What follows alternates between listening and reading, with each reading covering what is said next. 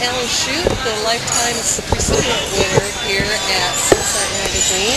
Congratulations. Thank you. Yeah, that is quite an accolade, and you know, over the course of your lifetime, and you've accomplished so much, and especially developing the Washington wine area. And as you look back, I mean, was there one incident or something that happened in your past that you said, wow, this is what I want to do, this is what I want to become, to be in the wine industry, to develop this, to continue on in this realm? You know, I sometimes feel like an interloper because there really wasn't. My life is more explained as sort of serendipity, that just things kept happening, and you know, there was many points throughout the early part of the career where if some exciting opportunity would have come along, I probably would have taken it, even though it would have pulled me out of the wine industry. So when I get something like the Lifetime Achievement Award, as I say, I feel to compare me to, say, somebody like my mentors and heroes, Bob Mondavi or Ernest Gall or any of these kinds of people, is not fair at all. But I hope to. My feeling right now is I hope to earn that award. I feel like I've still got a lot of achieving to do, and so I don't know. Maybe I'll get a Lifetime Achievement Part 2 or something. I feel like you're still on the journey. You're still on the journey. I think the best that I will do is still ahead of me. You want to tell us a little bit about your new venture and your new vision that you're going forward in currently? Well, it's obviously an extension of the great opportunity I had with Chateau Ste. Michelle to come into that industry at such an early point of its development, and then to be, sort of riding the biggest horse, or in this case the biggest horses, because we had so many of the biggest wineries in the state,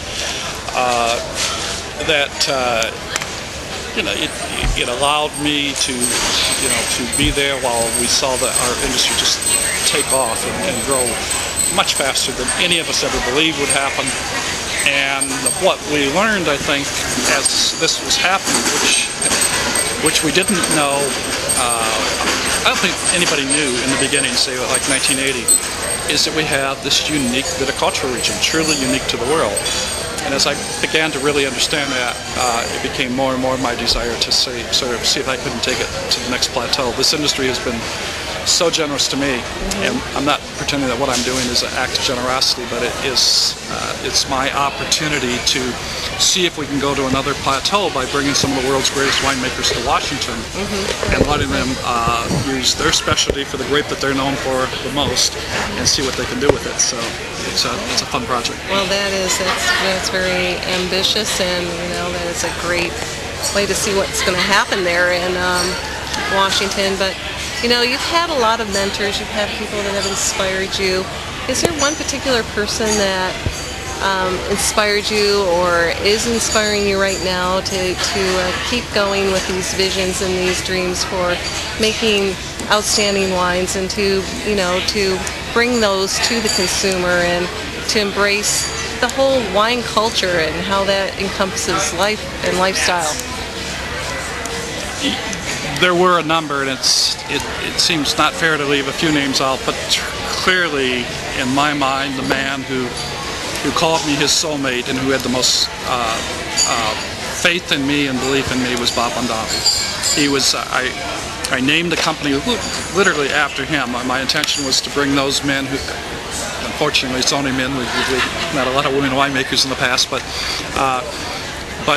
to bring those men who had cast long shadows over the industry to Washington to make wine. And Bob was the first one I asked, and he said, absolutely. I remember the moment he did it. I can imitate his voice, and he just said, well, yes, well, it's a no-brainer. We'll do it, and Tim, you'll be the winemaker. You'll learn so much, and it will be fun. Now, this is not going to be about money, but you'll make money. But you're going to have fun, and unfortunately, he didn't survive to be a part of it. But he's definitely there every day. I mean, I don't think I make a decision, an important decision in this business, it doesn't have in the back of it influence from him. Most of it, not things that he delivered to me in talking to me, but mostly things that I just observed as I would watch him over the years operate in decisions he'd make about his winery, and decisions he'd make in public and in various committees that he and I sat on. And he just was a man who was always thinking about the full ramifications of what he was doing. Fantastic. And so here we are at the great SAVOR event, and we just did a Washington wine panel. And doing an event like this where you're presenting wines in the Central Coast and giving the participants the ability to compare, maybe contrast the Central Coast wines, how do you find this as maybe a medium to bring people in and to learn about wines? Is this something that there should be more of, events like this where you go and you are introducing the wines in different regions and not just this country? I think that's right. I think it's a safe way. There's always the danger when you go into somebody else's backyard, yeah, and say, hey, we're doing something equally exciting. But you know, the wine industry, particularly the higher end of the wine industry, is always been pretty generous. I mean, and again, it was Bob Mondavi. Bob was the first person to help other regions to bestow credit. He could go anywhere in the world, and if he liked the wine, he was going to tell them he liked the wine, and if he thought they were doing better than he was doing, he would say that. I mean, and I think if we do it right, and we'll see if we've done it right or not, you know, there is a risk in it too, so I'm not sure. I'd be more interested in your observation. Yeah. I think. Well, I thought it was wonderful, and I really thought it was unique to bring in, you know, the Washington with the California, but then, you know, you are embracing the whole culture of wine. That's right. You know, it's not just about this region. It really is about the community. And it was a great opportunity, you know, to meet the you know, different wines and the winemakers and entrepreneurs as yourself. And so you see these young winemakers coming up. What advice would you give them as far as how do they keep their passion? How do they keep their focus to go forward and make a great wine? You know, I think it's the same advice I'd give to any young man for any career. I think there's really only two things that you need to do, and that's, you know, work hard and dedicate yourself to quality.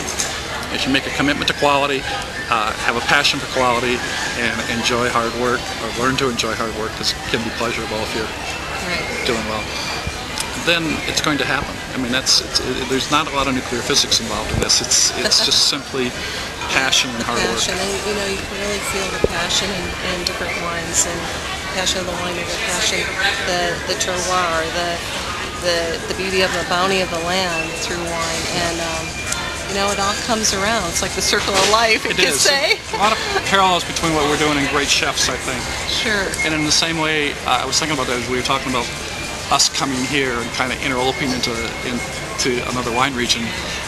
This is what chefs are doing now too. You know, I mean, it's a whole new world with the great chefs. Instead of just defending their own cuisine, we see so much of these chefs going into other cultures, putting and embracing the different styles of food, and in the process, everybody grows. So hopefully, we've done this tastefully enough. I do think that what they do here, we can't really compete with. There's no way we can. But we haven't learned to make Pinot Noir to start with, so I mean, the heart and soul of what goes on here is something that we don't pretend to be able to compete with. Well, we're very glad you're here, and it's a pleasure to meet you, and thank you for taking a few minutes out of your busy schedule. Thank you for taking the time. And congratulations again. Oh, that was great. I think Andy Warhol was right, I think. I just hope I haven't used up my full 15 minutes. Oh, thank you. Anyway.